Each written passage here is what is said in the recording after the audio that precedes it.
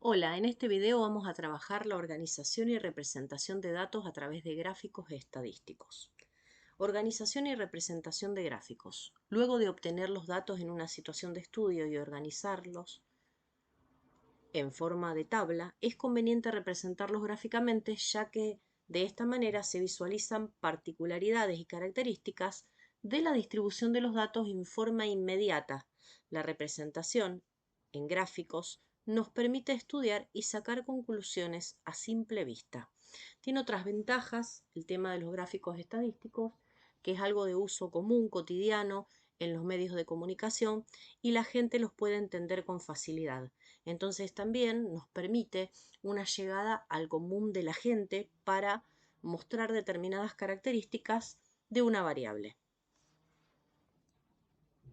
Los primeros que vamos a ver son los diagramas de barra y los histogramas.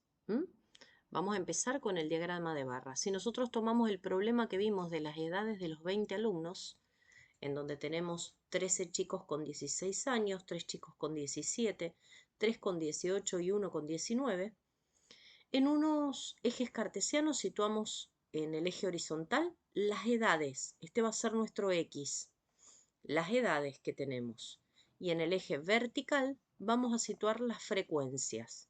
Bien, la frecuencia más alta que tenemos es 13, entonces, por ejemplo, acá tomamos una escala de 2 en 2, lo podríamos haber hecho de 1 en 1. Y los números no tienen por qué tener relación, no arrancamos 16, 17, esto no es una escala válida, simplemente plantamos los números 16, 17, 18, 19, y vamos a levantar barras en el 16 que mida hasta el 13, que es su frecuencia, en el 17 que mida hasta el 3, que es su frecuencia, en el 18 que mida hasta el 3, que es su frecuencia, y en el 19 un 1. A esto lo consideramos diagrama de barras o de columnas también llamado. En este caso es de la frecuencia absoluta de una tabla, de una distribución de frecuencia. Si en cambio nosotros tomamos el problema de las estaturas de los mismos alumnos, vamos a trabajar de la siguiente manera. Tenemos las estaturas en formas de intervalo, ¿verdad? Teníamos el intervalo de 155 a 165 sin incluir, 165 a 175 y centímetros, ¿no? Y así sucesivamente con las frecuencias ya tabulado. Bien, por supuesto que el gráfico lo hacemos cuando ya tenemos la tabla construida. Es el paso siguiente a la tabla, si se quiere. Bien, ¿nosotros qué vamos a hacer? En el eje de las X vamos a volver a poner, en este caso, la estatura. Y en el eje de las Y, la frecuencia. Bien, con la escala que consideremos cómoda, el valor más alto es 10. Y acá plantamos los valores en forma de intervalo. Esto es importante que lo veamos. Las barras tienen el ancho de intervalo que nosotros consideramos. Si estas son todas iguales, mis barras van a ser todas iguales. Podemos tener barras distintas, ya vamos a ver algún ejemplo. Y ahora sí, levantamos la región desde 155 hasta 165 hasta el 6. Nos queda un rectángulo, ¿está bien? Inmediatamente de 165 a 170 va a quedar el rectángulo que corresponde a 10 y así sucesivamente. Una cuestión importante es que sepamos diferenciar cuándo utilizar un diagrama de barras y cuándo un histograma. El diagrama de barras visualiza la frecuencia como alturas, como el que vimos anterior, y se utiliza para variable discreta, no solo por ser discreta, con pocos datos, y también para variables cuantitativas. Si yo quisiera poner rojo, verde, amarillo y azul, también usaría un diagrama de barras. En cambio, el histograma, es en el área de cada rectángulo representa la frecuencia. ¿Está bien? Como en el ejercicio anterior eran todos iguales, la altura representaba la frecuencia. Pero si nosotros tuviéramos rectángulos de distintas medidas, que ahora vamos a ver algún ejemplo, nos encontraríamos lo siguiente, que tendrían la altura la tendríamos que ajustar en función al área que representaría la frecuencia. No la altura representa la frecuencia. El área del rectángulo representa la frecuencia. Vamos a leer el problema 6 que está relacionado con esto y dice lo siguiente. Las calificaciones de una evaluación de los 20 alumnos que ya conocemos son los números que tenemos ahí. Confeccionar la correspondiente tabla agrupando los datos en intervalos entre 0 y 5, los que están en suspenso, aprobados entre 5 y 7, notables entre 7 y 9, sobresaliente entre 9 y 10, construye el histograma de frecuencias absolutas. Entonces yo lo primero que hice fue confeccionar la tabla. Para el gráfico con esto nos alcanza. Pero ahora vamos a ver qué es lo que aparece acá, que es muy importante.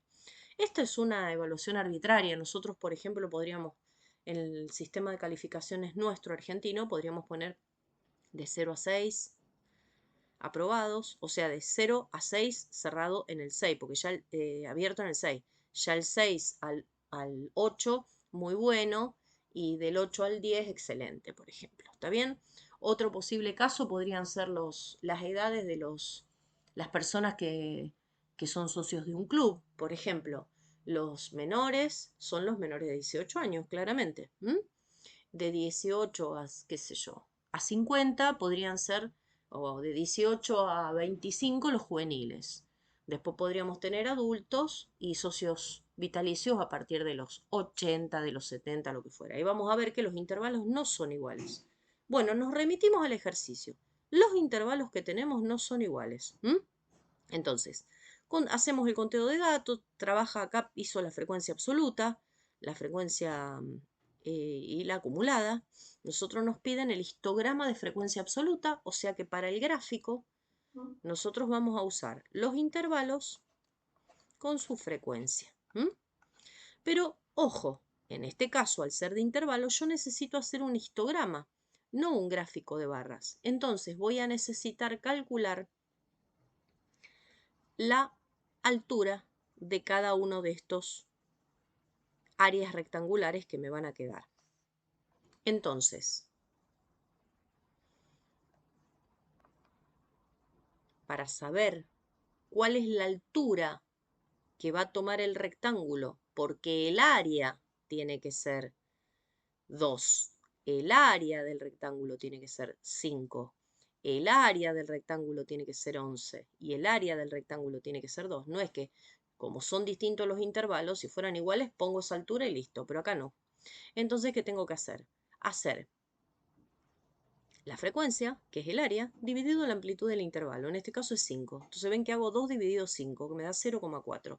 La altura de mi intervalo va a ser 0,4. Estoy utilizando esta fórmula que tenemos acá.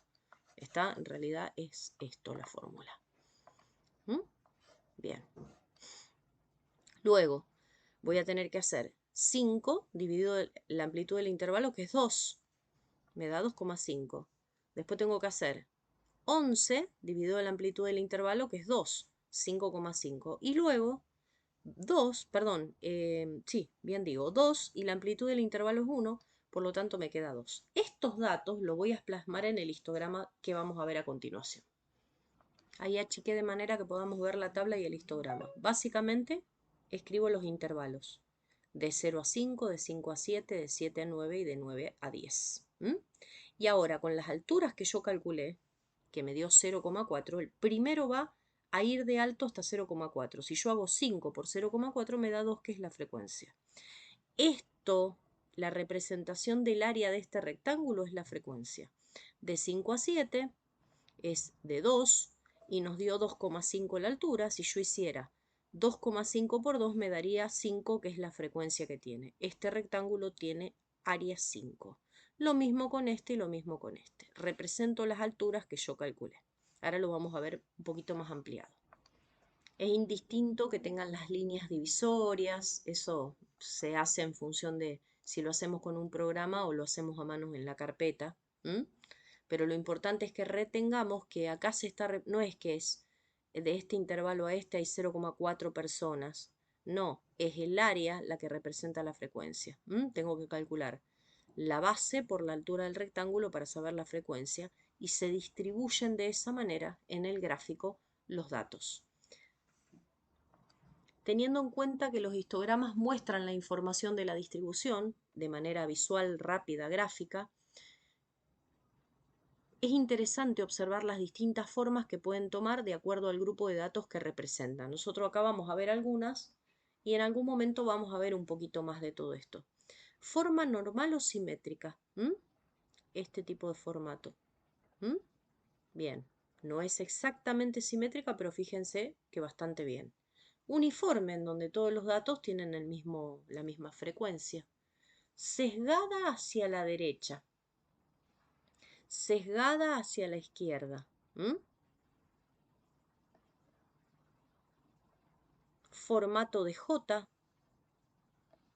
Y bimodal o trimodal podríamos ver también, donde el valor más alto se repite 2 veces, en este caso de bimodal. Vamos a ver ahora lo que se le llaman los polígonos de frecuencias, que es simplemente tomar o el diagrama de barras o el histograma, acá tenemos los 3 anteriores que hicimos, uniendo los extremos superiores a las barras de un diagrama de barra o el punto medio de los lados superiores de cada rectángulo del histograma, obtenemos el polígono de frecuencia. Por ejemplo, en el primer ejemplo simplemente unimos las barras porque es de barra. En el histograma tenemos que buscar el punto medio de la parte superior del rectángulo y unirlos con segmentos. Y a eso se lo denomina polígono de frecuencia. Lo mismo se puede hacer aunque los intervalos sean distintos. En este caso eran todos polígonos de frecuencia absoluta. En alguna situación podríamos llegar a necesitar la frecuencia relativa, acumulada, lo que fuera. Pero en este caso son los que estuvimos haciendo, que son de frecuencia absoluta. Acá, por ejemplo, tenemos el problema 3, que era el de las edades de los chicos, de los 20 chicos, representado un histograma de frecuencia, pero de la frecuencia acumulada. Hicimos la frecuencia acumulada, representamos y luego el polígono de frecuencia de esa distribución. Bien, en este caso se llama diagrama de barras y polígono de frecuencia absolutas acumuladas. Aclaro siempre en el gráfico qué es lo que estoy graficando, obviamente. En el caso de datos agrupados, cuando tenemos intervalos, vamos a ver más adelante cómo se realiza el polígono de frecuencia absoluta o relativa, que nos va a servir también para calcular la mediana. Y bueno, la tercera observación es importante que nos demos cuenta que si estamos haciendo un gráfico de barras de una frecuencia, de una variable cualitativa, no tiene ningún sentido el gráfico acumulado, o sea que no haríamos esto. Vamos a ver ahora los gráficos de sectores, también llamados gráfico circular o mal llamado gráfico de torta o de pizza. Bien, si dividimos el círculo en sectores circulares de áreas proporcionales a la frecuencia absoluta FI, obtenemos el gráfico de sectores. Vamos a obtener mediante una regla de 3 la fórmula que nos indique cuántos grados, vamos a llamar al ángulo alfa I, corresponden a cada sector. Es decir, yo voy a hacer, si 360 es todo el círculo, es el total es 360, la frecuencia que yo tengo es alfa I. En este caso está planteada al revés la regla de 3, pero bueno, lo que obtendríamos es que la frecuencia por 360 dividido n nos daría el ángulo. De esa manera obtenemos los valores de los ángulos para graficar en el sector circular. Vamos a aplicarlo al problema 6, que es el que vimos antes. Bien, nosotros teníamos edades de 0 a 5, de 5 a 7, calificaciones, perdón, de 0 a 5, de 5 a 7, de 7 a 9, de 9 a 12 y teníamos las frecuencias. Para calcular el ángulo simplemente vamos a hacer este valor dividido el total son 20 alumnos, multiplicado por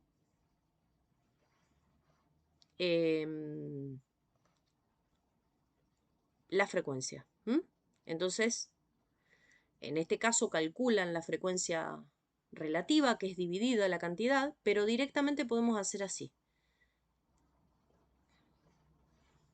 2 dividido 20, que es el total, el n. Estamos usando esta fórmula. Antes dije algo mal, ahora lo voy a aclarar. Estamos usando esta fórmula. Ustedes pueden usar esta, pueden calcular la relativa y después multiplicarlo por 360. O simplemente esta. A 2 lo multiplico por 360 y lo divido por 20. Me da 36 grados.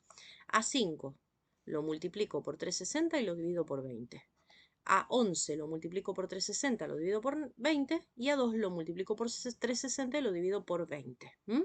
Bien, obtengo estos valores que están acá, que son los ángulos.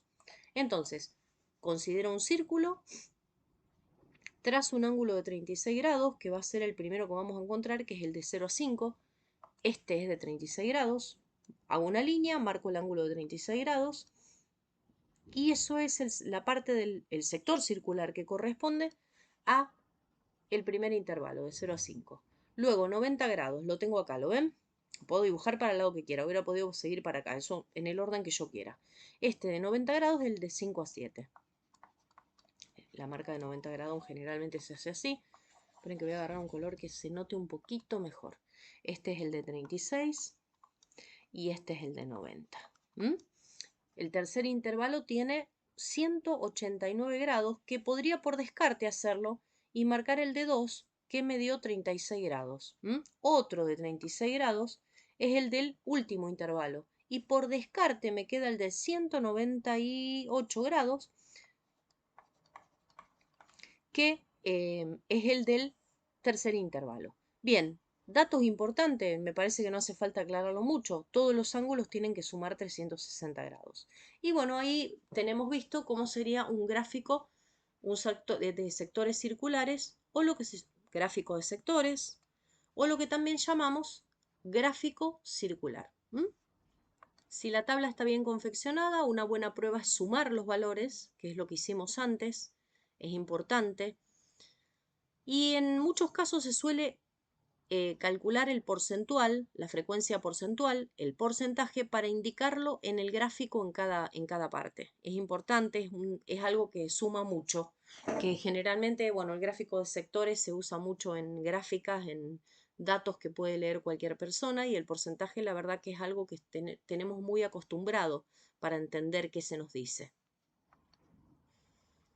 En general, cuando tenemos datos cualitativos, podemos usar otro tipo de representaciones, como por ejemplo el pictograma, que en lugar de barras se utiliza una figura alusiva con la altura y el tamaño proporcional a la frecuencia. Por ejemplo, si estamos haciendo un pictograma de estatura, las distintas estaturas de las personas, bueno, no es lo habitual, pero luego vamos a ver algunos.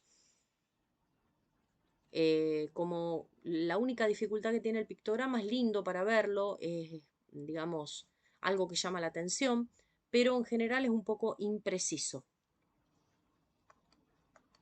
Lo que se llama el cartograma, que es un mapa coloreado en distintos tonos y colores, con una leyenda al margen que indica qué significa cada color.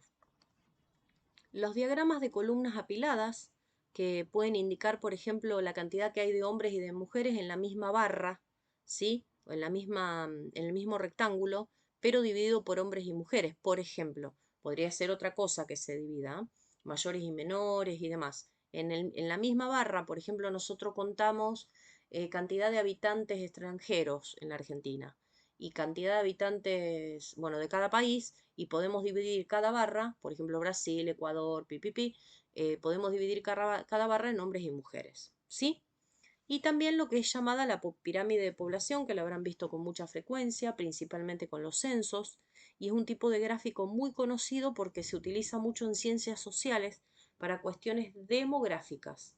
Como decíamos recién, luego de un censo se hace por ciudad, por región o lo que sea conveniente.